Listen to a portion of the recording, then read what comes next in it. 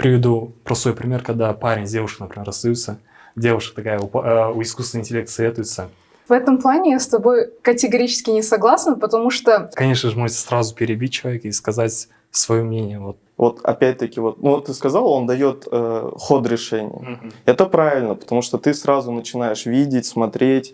Там, допустим, школьные психологи, когда тебе плохо, да, или, так скажем, плохо. Но можно промпт вбить. Но? Промпт. Промпт какой? Пиши.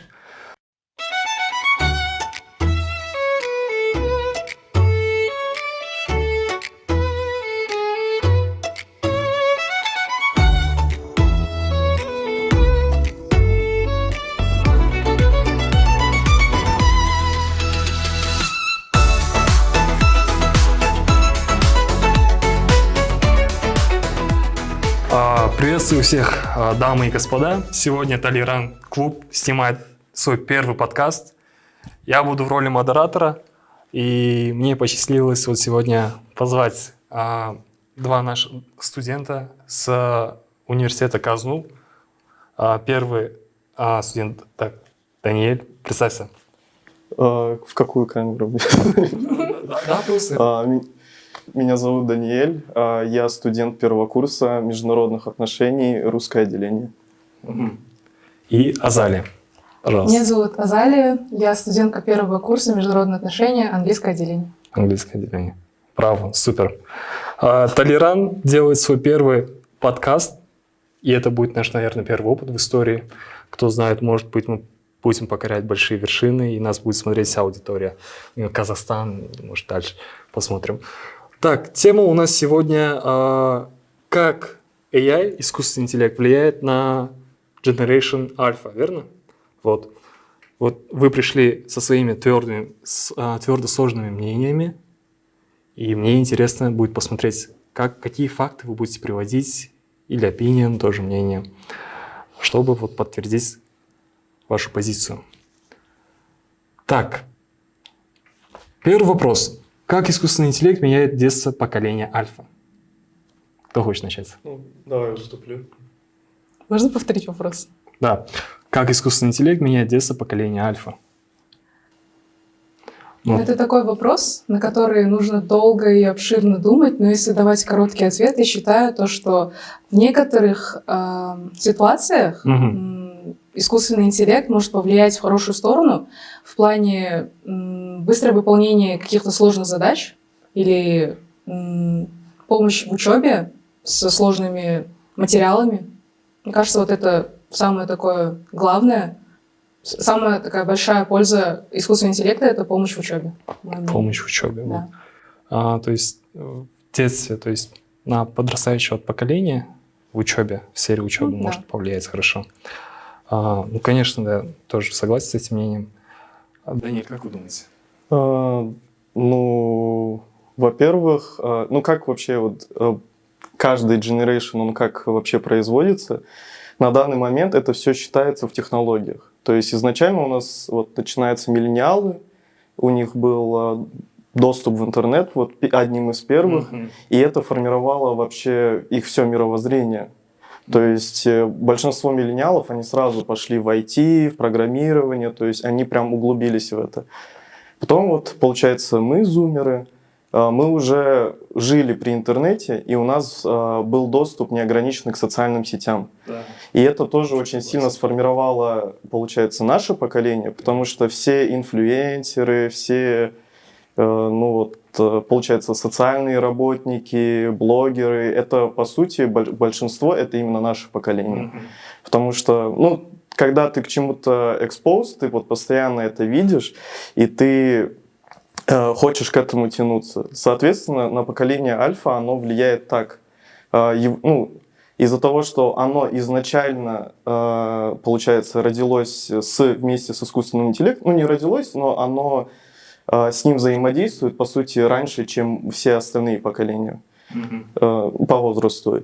И из-за этого это также будет формировать их мышление, их предпочтения. И сейчас такая теория, то, что когда Gen Alpha будет подрастать, они будут больше углубляться в Да, вот сферу искусственного интеллекта. То есть те люди, вот они будут подрастать, и они будут обслуживать искусственный интеллект, там, работать с ним, программировать. И, скорее всего, вот это самое такое главное вмешательство искусственного интеллекта вот на подрастающее поколение. Да. То есть я согласен с тем, Даниэль, с вами тоже согласен. Конечно, спасибо за ваше мнение, реально поразило. Вот смотрите, сейчас вот Gen Alpha, да, будет как можно максимально тесно взаимодействовать с AI, конечно. Вот смотрите теперь, если вот как вы думаете, станет ли ИИ для поколения альфа таким же привычным, как интернет вот для миллениалов? То есть уже все люди переходят к AI, да, даже, я не знаю, даже в Гугле, когда вы что-то вбиваете, первым выходит вот Google AI, да, ну, помощь ассистента AI, то есть он ищет, собирает всю информацию и кратко-кратко излагает вот всю информацию. То есть даже если так посмотреть, не заходя в специальное приложение, как OpenAI, ну, ChatGPT или Gemini, DeepSeek, кто знает, вот поколение миллениалов уже сталкиваются с интеракшн, вот у них искусственным интеллектом. Вот как вы думаете, вот станет ли поколение таким же, вот станет ли и для поколения альфа таким же привычным, как интернет для миллениалов? Ну, мне кажется, учитывая, как сейчас быстро развивается ИИ, ну, это вполне возможно. То есть мы ИИ интегрировали уже не только в учебу, там, мы ее используем на работе, ну, и его используем на работе. У нас постоянный с ним контакт. И очень часто люди даже заменяют, получается, уже Google поисковик на вот просто спросить у чата GPT, там Siri даже, вот Siri, когда начиналась, там Alexa, еще что-то, это же тоже, по сути, AI, который вот так вот. И мне кажется, в будущем это все будет только нарастать, так как это очень большая и непаханная индустрия, и там еще есть что привнести. То есть в будущем, может, он вообще от человека, ну, так тоже, возможно, не будет отличаться по там, запросам, ответам, вот так вот. Азалия? На самом деле, касательно этого вопроса, я согласна с Даниэлем, потому что в чем такая проблема, так скажем, или даже ситуация с искусственным интеллектом, то, что для нас сейчас это не только для Generation Alpha, но и для миллениалов, и для зумеров это становится одинаково привычно. Становится так же привычно, как и, так скажем, встать утром, попить стакан воды. Да. Мне кажется, да, даже факт того, что обычные поисковики по типу Google или там Safari зайти, все заменяет сейчас ChatGPT. Да, вот.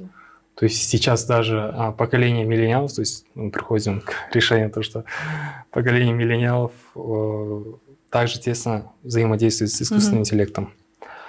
Вот теперь смотрите, вот такой вот интересный вопрос задам. Формирует ли ИИ новое мышление у детей поколения альфа? Новое мышление. Причем в какую пользу? Вот тут вопрос самый интересный. То есть перестают ли они размышлять вот по analytical thinking, critical thinking есть же, как говорят? На Западе. Да.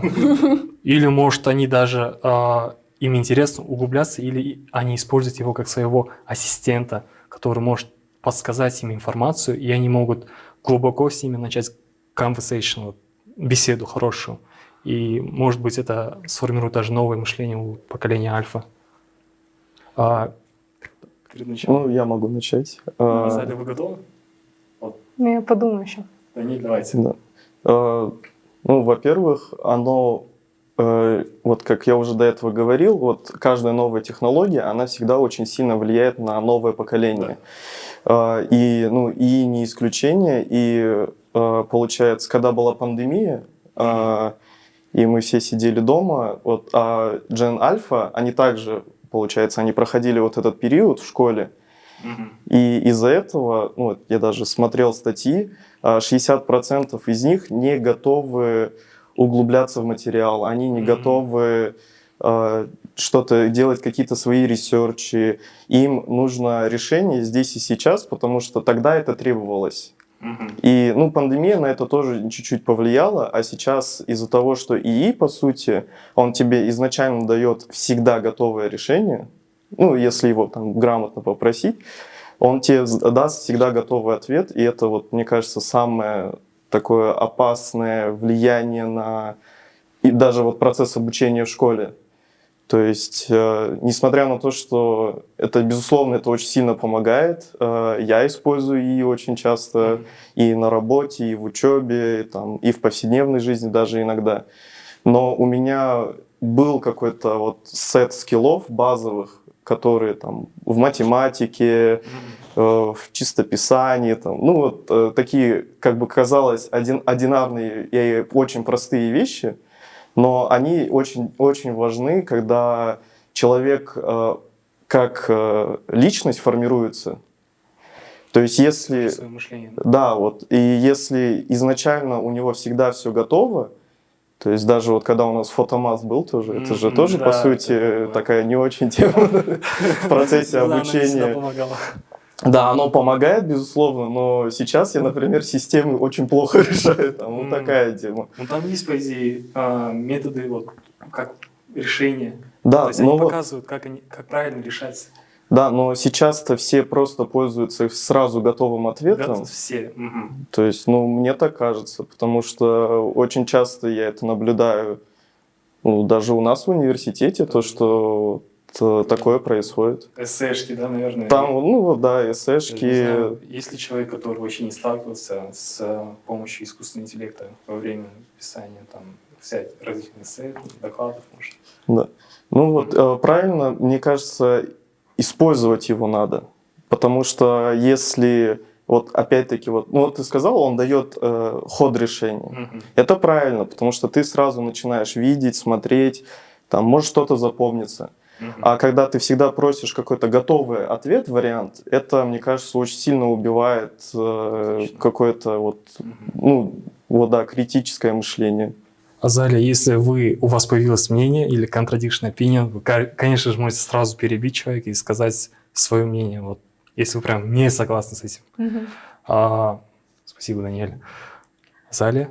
Пока что я не услышала таких вещей, так скажем, с которыми я не согласна, но мой addition, так скажем, в эту прекрасную речь от Даниэля, факт того, что искусственный интеллект на самом деле, он как бы не влияет на мышление в плане, если мы мышление называем mindset.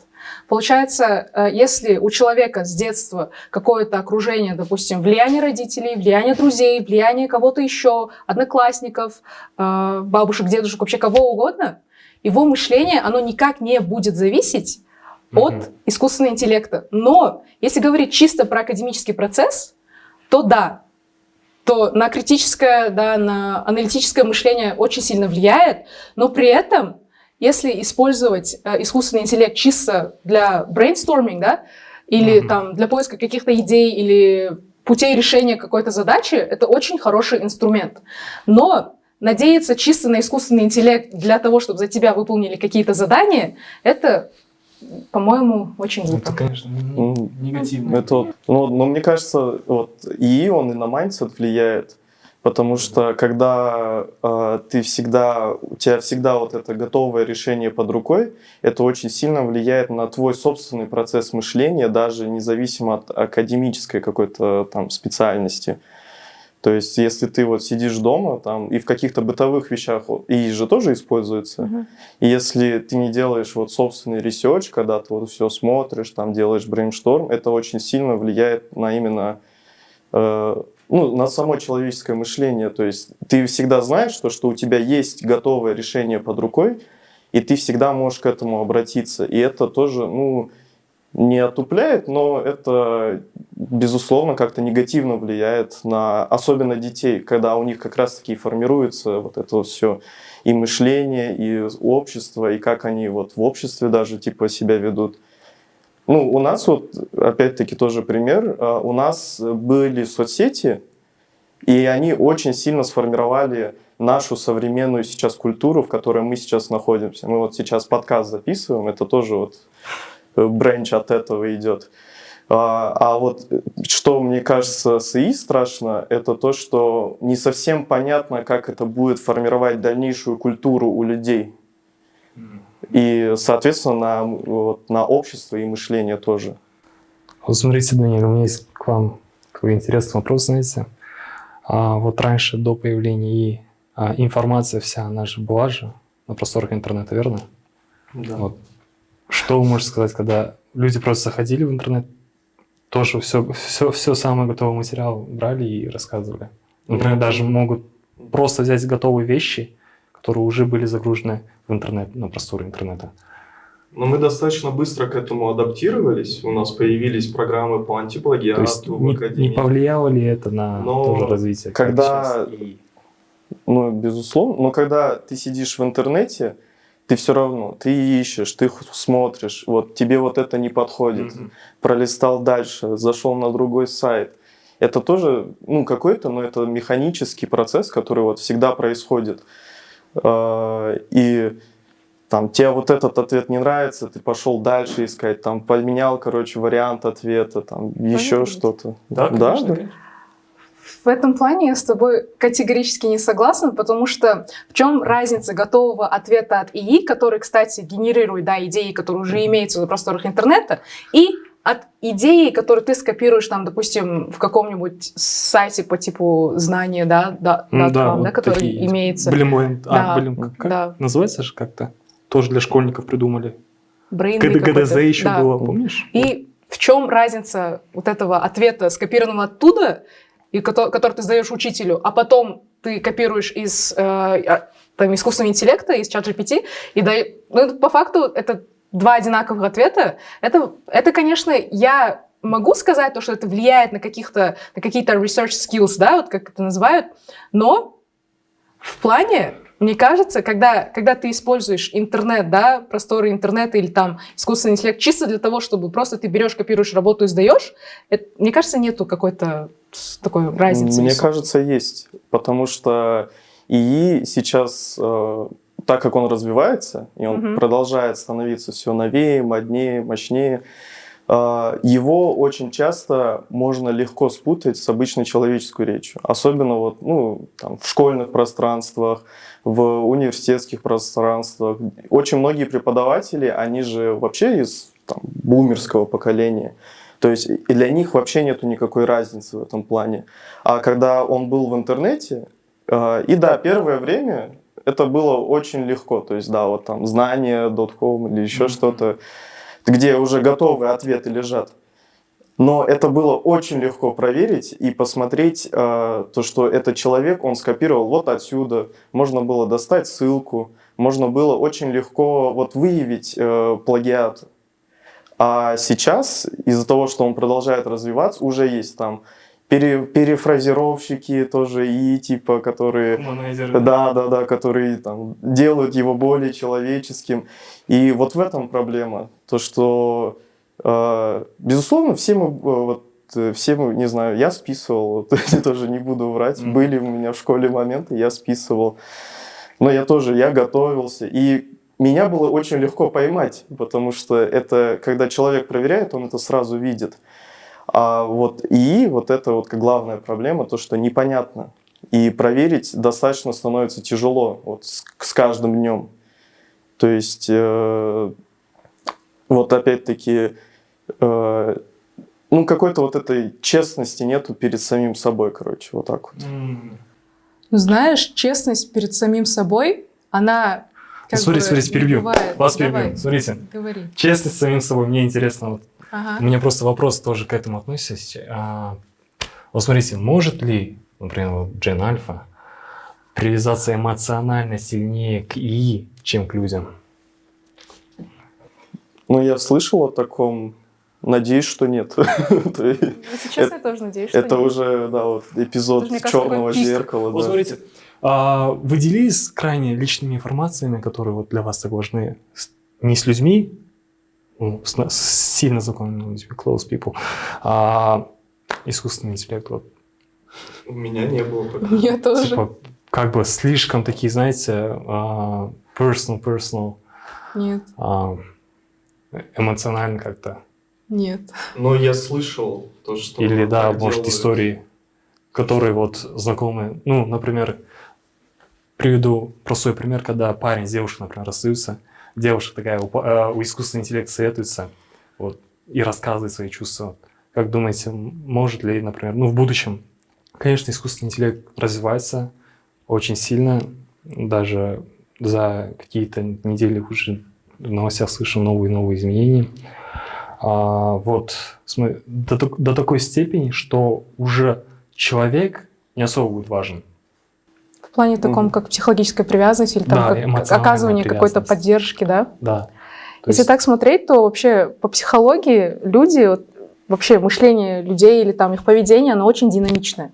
Мгм. И если смотреть на ответы, которые генерирует там ChatGPT на какие-то твои проблемы, они все однотипные, перефразированные фразы, которые используют, там, допустим, школьные психологи, когда тебе плохо, да, или, ну, так скажем, плохо. Ну, можно промпт вбить. Но Промпт. промпт какой? Пишешь. Даниэль, вы видели, может, в ТикТоке, в Инстаграме, там какое-то видео попалось мне, то, что можно вбить промпт вашего чата с определенным человеком, скинуть в AI, и он может с тобой так же разговаривать, как тот человек с тобой переписывался. И полностью как бы вот это электронное общение в Инстаграме, в WhatsApp, неважно, заменить. Кажется, это самообман, если смотреть, как заменять человека. Самообман. Общение с То есть человеком. это и на это способно, вот реально. Вот. Ну, это не, очень негативно. Ну вот. влияет. Мгм. К чему-то мы подходим. Вот. Тогда уже вот негативно, да? Можно То, что заметить. подходим. У меня изначально такая позиция была, то, что я поддерживаю искусственный интеллект только в плане, то, что он упрощает некоторые, допустим, задачи, Мгм. сложные задачи, именно не какие-то по типу там просто написать эссе на 200 слов, Мгм. а какие-то там задачи, там, помочь с какой-то диссертацией, да. Мгм. Но Но я у нас считаю, же то, сейчас что про на мышление, Gen ну Alpha. да, если я говорю именно про Gen Alpha, то на мышление, на больше такую, знаете, на изменение, так скажем, психологии как науки в плане, мне кажется, тоже влияет очень сильно. Ага, вот смотрите, мы с вами обсудили крайне интересные сферы жизни от искусственного интеллекта с Gen Alpha. Вы рассказали свои мнения. Вот. Теперь смотрите, последние слова мне важны сейчас. И чтобы вы пришли к общему выводу. То есть негативно или все же позитивно? Ну, я также туплю, то, что это достаточно... Ну, проблема вот сейчас, почему аргументы очень часто в эту сторону не работают, потому что все говорят про конфликт поколений, то, что старшее поколение всегда будет недовольно младшим, и это правда, и так и будет. Но когда вот ты сейчас со стороны сидишь, и ты видишь, насколько искусственный интеллект влияет на формирование ребенка, вот это меня очень сильно напрягает. Потому что у меня есть племянники, и я вот смотрю, они иногда вот там, я не знаю, один раз у нее было задание, что-то типа перевести предложение с английского там на казахский, кажется, что-то такое. Она просто, короче, взяла, скинула чату GPT, и он ей там все сделал. И, то есть, она даже поленилась просто открыть переводчик, скопировать и вставить. И вот это как будто бы самое, да, вот страшное. Да.